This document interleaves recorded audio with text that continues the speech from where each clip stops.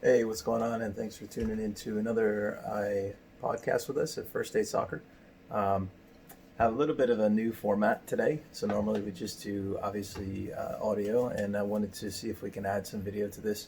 Um, Obviously, I'm in my home. I wanted to set something up and be able to kind of talk to players and parents face to face, especially about this topic.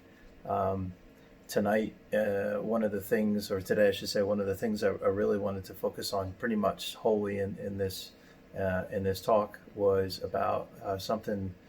I guess you could use the term perseverance. Um, to really put it in perspective. And the reason why I wanted to focus on it's been something that's come up in several conversations, both personally as well as professionally, on and off the field in a number of different facets for me.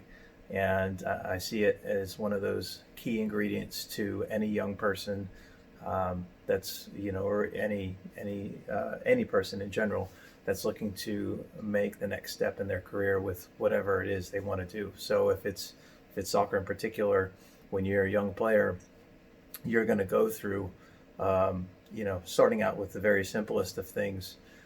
You're going to fail.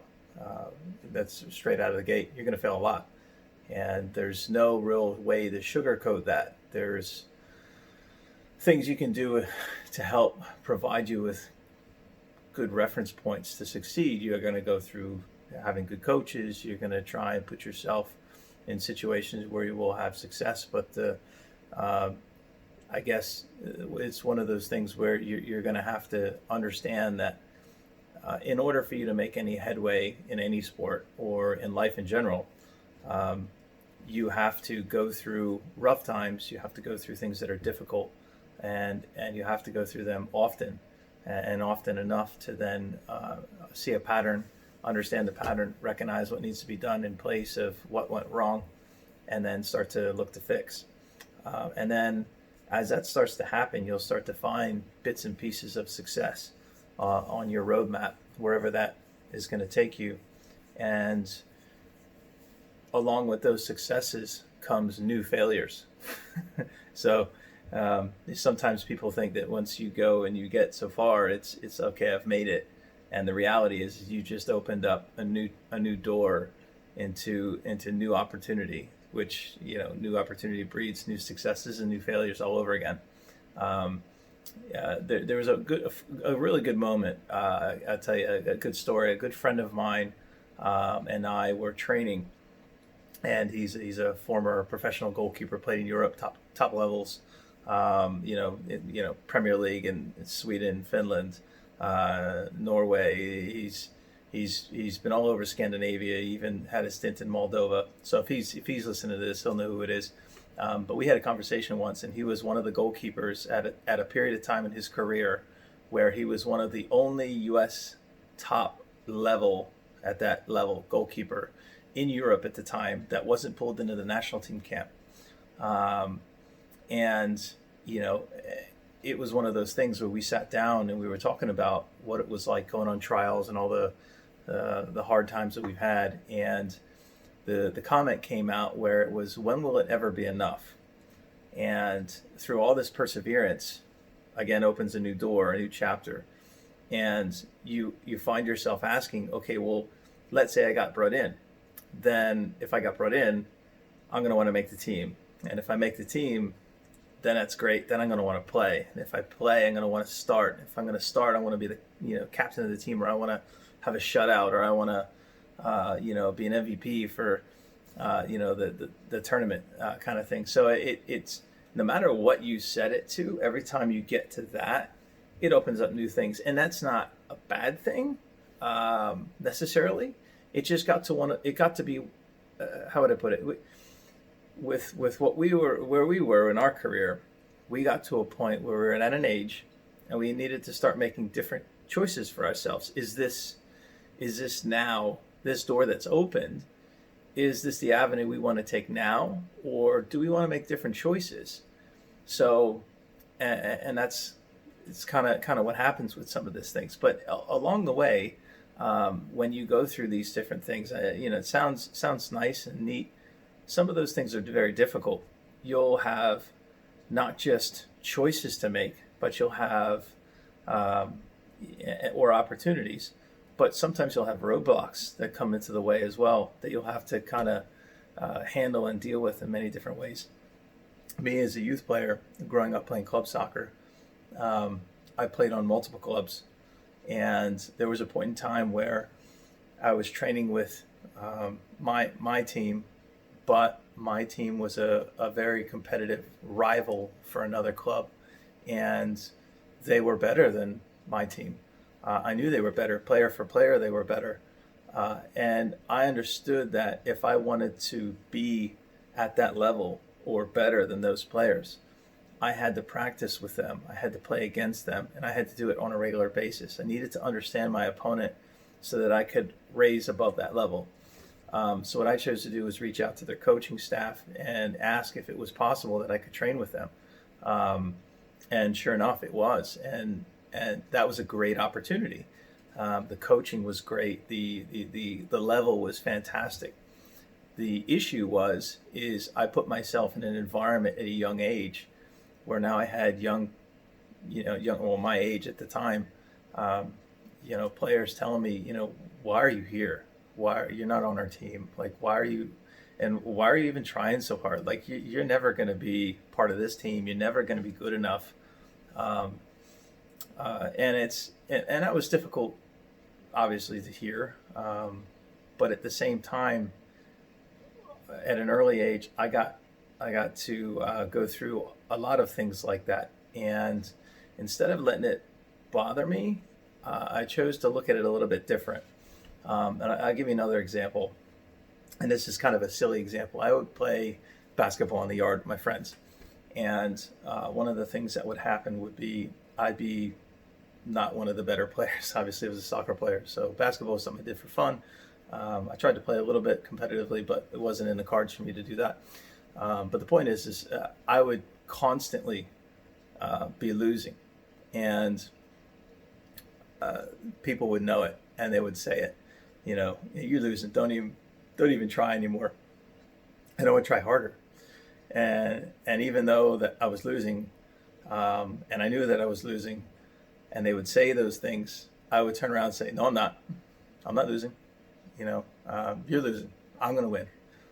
And it was, something silly like 35 to nothing, and there's no chance that I could ever come back and win. But I refused to allow the belief that they were correct. I don't have words for that. Not everyone's like that. That's probably a silly thing to do or to think like. But I was so headstrong that even in the face of someone saying that this screen behind me is white, I would say no, it's yellow, and just because. So I had sort of that mentality of defiance to that to failure at a very young age, and it helped with a lot of things. And so when you talk about perseverance, I looked up just a gated Google definition. Let's see here. So perseverance is basically persistence in doing something. Just Google definition here. Go persistence in doing something despite difficulty or delay in achieving success. And then I was looking at the Webster. Continued effort, or to do or achieve something despite difficulties, failure, or opposition. So the action or condition or an instance of persevering. So being steadfast. So yeah. So I've had a lot of that at a young age, and not just some bullying when it comes into those things. I have it as an adult. I have it as an adult now. As far as this podcast, there's people that have told me that wow, you could never do that. You could never set something like that up. But here we are. How hard could it be? Famous Top Gear quote. You gotta love that, Jeremy Clarkson. So if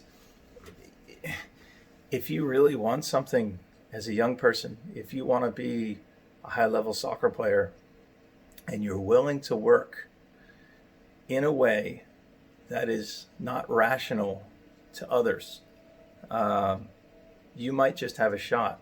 You might just have a chance at proving, at the very least, others wrong and surprising yourself. Some of the things that would help is, you know, don't tell them, don't tell people what you're doing. Tell people what you're up to. You tell people what you're up to, like, hey, I'm thinking about trying out for this team. They're going to find all these different reasons of why you're going to fail and tell you why it's not good and why you shouldn't do this and you shouldn't do that. It's not for you. And that can just cause more problems for you straight away versus, the other, going through the thing. And I understand why you might want to do it. You're looking for validation to try and say, hey, this is a really cool thing, a neat thing that I'd like to try. What do you think? Don't you think it would be cool too? And you would hope that somebody would be a friend of yours and say, like, that sounds pretty cool. You should look into that. That might be neat. That's all you wanted. But 99% of the time, you never get that. You just get told, no, that's never going to happen. It's silly, or, where would you come up with such an idea?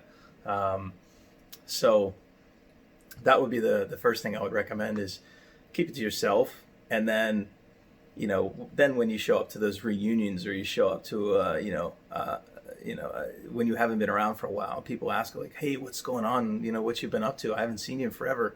Then it's like, oh yeah, I've been playing in Europe for a little while. And then after that, I flew over here and I did a stint in Canada. And then I came back to the US and I've been playing here for a little while too. And I get to play with these different players. I played in recent World Cup qualifying matches. And all of a sudden it's like, how? Well, like, when did all this happen? It's just crazy to even understand or hear about all these things, and it's the same thing now. It's, talking about, starting your own company and, starting a podcast or starting a YouTube channel or doing things out of your comfort zone that, used to, and just going for it and putting yourself out there. There's a lot of people that, will just be, whether it's jealous or envious or those things, but then there's going to be a lot of others that might see value in what you're doing, and the fact that you're putting yourself out there in a vulnerable way. They'll respect that. You just got to keep that in mind and go for it. And ultimately, the one person that it should matter to most when you're trying to persevere through something is yourself. You're trying to prove to yourself that it is possible that you can do something like this. And give yourself a new skill set. So, that would be, one of those things that you want to keep in mind. So again, perseverance. I'll give you another example because I have tons of them. I could talk about this for like an hour. I don't want to take too much time on it, but I wanted to really hit the point home. Just how, and sometimes people don't believe, but so I'll give you another example. When I was in high school, I had my high school guidance counselor tell me, and there's some other factors that go into it, but basically the long story short was, you probably won't do well in college. College might not be a good avenue for you. To put that in context, when I was 11 and 12, I was diagnosed with a couple different neurological disorders. So one was Tourette's, one was obsessive compulsive disorder. So Tourette's, that's Tourette syndrome, same as obviously, Tim Howard went through basically a tic disorder, and it was something that was, a lot difficult at the time, and at certain ages you can grow out of some of those things. But for the most part, it was something it was brand new at the time. Nobody really knew what it was. But I was happy to have a name for what it was, and to give me an idea of, okay, well, I'm not dying. There's nothing wrong with me. It's just something that happens from time to time when a lot of stress can come into my life. So, I played it off and didn't worry about it. Obsessive compulsive was another one. So there's some OCD there and attention deficit. And to be honest, in today's society, I feel like everybody has at least one of those, if not some of them in some way, shape, or form. So there's that. And then, so I was given all those things or given a diagnosis of all those things and told that, this is going to be a limiting problem in your life, and you have these disorders. That was the disorders, the word that was used to describe them.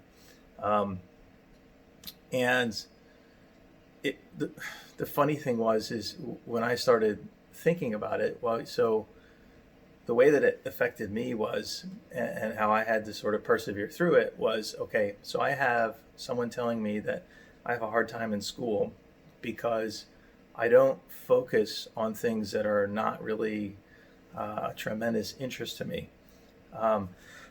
Having said that, I could find ways to get through and get good grades without a tremendous amount of trouble, but I did have to struggle a bit to get there in certain subjects.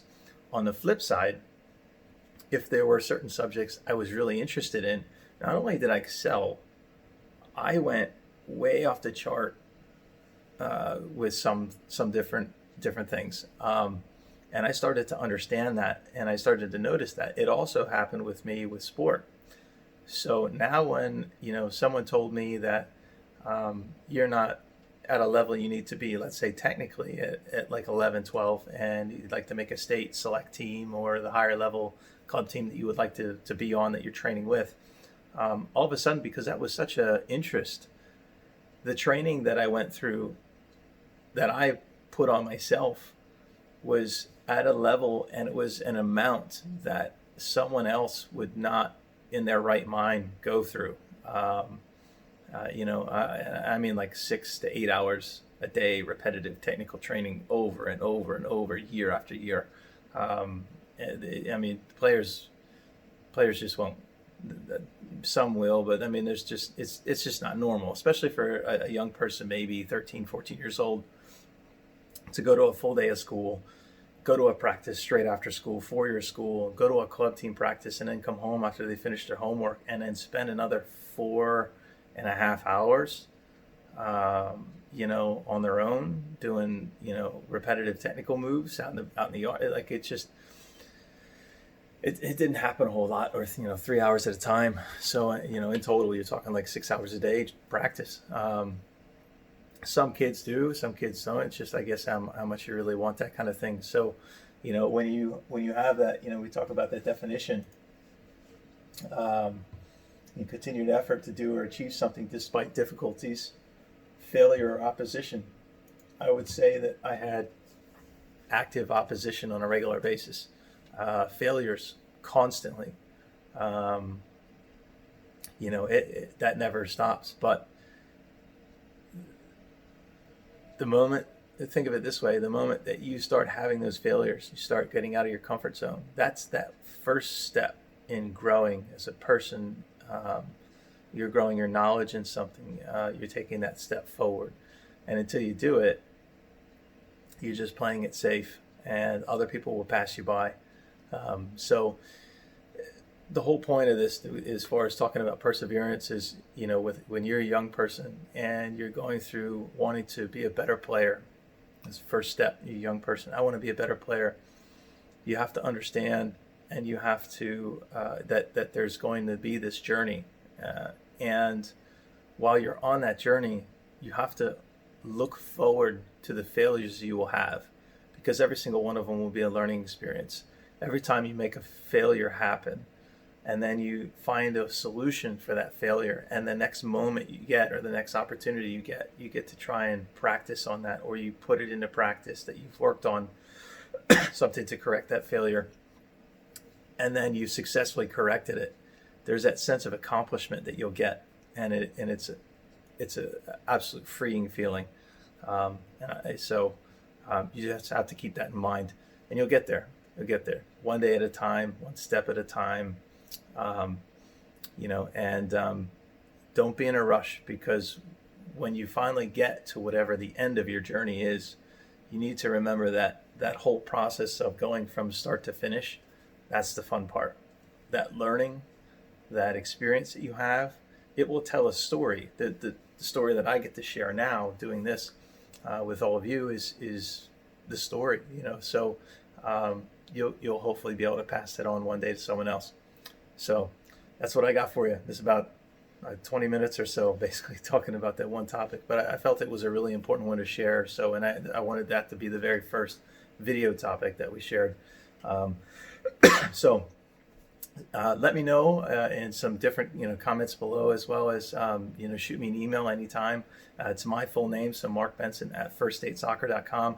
If there's things that you or your player struggles with, or things that you'd like to know, if you're a parent and you have players that are going through a difficult time, and there's different topics you'd like to know more about, I'd like to share more information, like to research more information and share it with more people. So the more people that this can help benefit, the better. So that's it. Thank you.